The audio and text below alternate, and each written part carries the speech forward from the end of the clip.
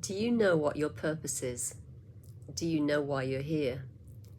If you're still struggling with that, then stick around because I'm going to cover some tips, tricks, and strategies that can help you.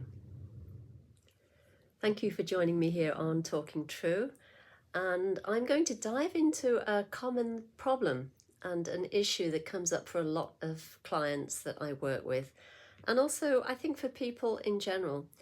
And what prompted me to speak about this today was that I was on Threads, the sister of Instagram, and someone was on there posting this kind of very troubling to her question.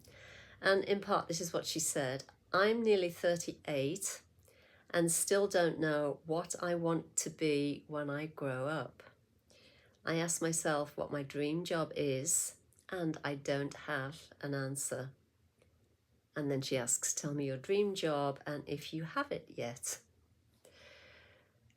So, again, this has come up so many times over the last several years. And my response is that in order to be able to intuit and know what feels right for you with respect to your calling or your work in the world, then you really need to know who you are.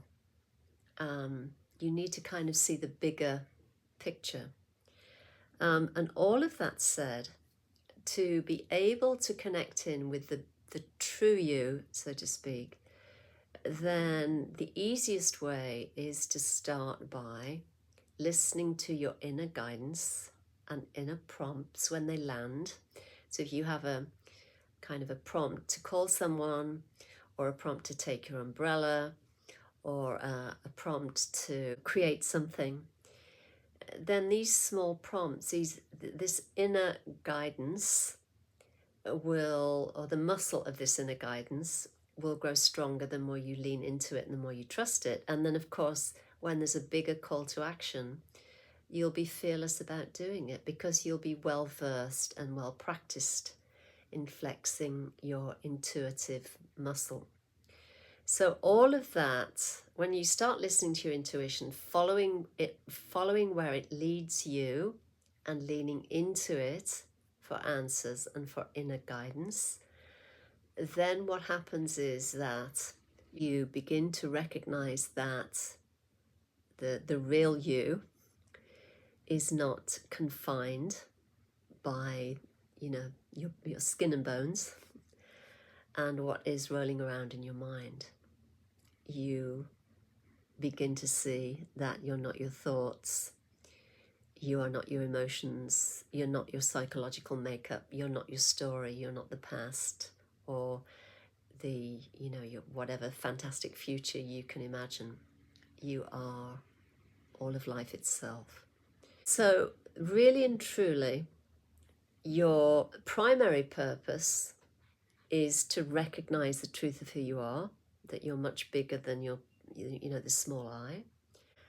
And out of that recognition, you're often guided to reflect on and uncover your innate gifts, skills, and talents, and then utilize them in a way that honors you and honors what you've been given. And it also helps in terms of uplifting and making the world a better place through service to others. So one of the things that you can do when it comes to recognizing your innate gifts, skills, and talents is, and the reason I'm bringing that up is because many people that I work with don't even see what their gifts, skills, and talents are. They're blind to them.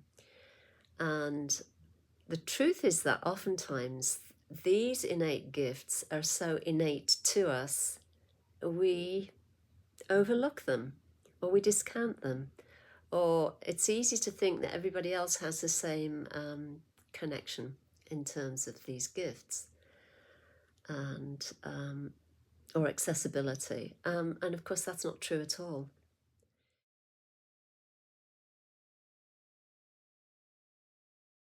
If you are not clear about what your work in the world could look like, and what would make you happy and make you feel like you're contributing and you feel joy because of it, is to look at the things that people come to you for. So you can ask, what do friends, family members, and acquaintances, and people, whoever I meet, what do they come to me for more than anything else? And you can make a list of what those things are and just list them out.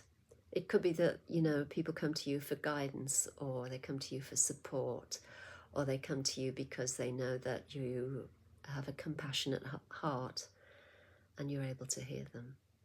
So that is the first thing you can do, is you can make a list and begin to recognize that the things that people come to you for are already well versed in you. These are strong muscles, let's say. And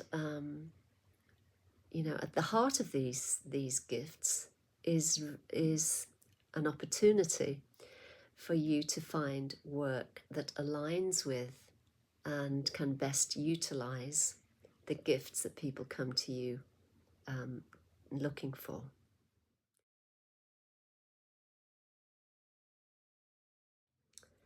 Another really easy thing you can do is make a list of all the activities you engage in when you have some downtime.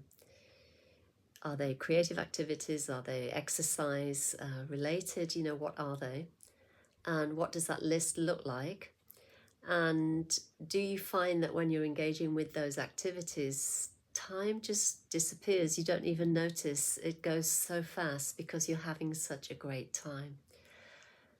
In other words, all the things that you really love to do speak to they speak to and align with your gifts and your skills and your talents, because there's synchronicity, there's resonance there, there's something there that is speaking to who you are, the kind of bigger picture of who you are.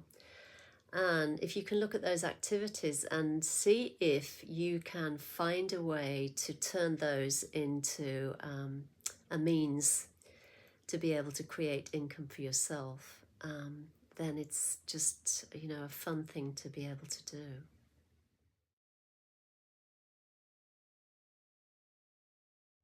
And last but not least, if you've had a shift of consciousness or radical awakening or a subtle awakening, or however you want to term that, and you're in work that really doesn't satisfy you and you're frustrated and you want to create change and you're not quite sure how to go about it, or you've been trying to create change and nothing has come up yet, then I always advise people to just dig a bit deeper while you're at work and keep looking at the lessons you're meant to be learning while you're there. So for example, if you have a boss that makes you crazy, you can inquire, what am I supposed to learn in this situation?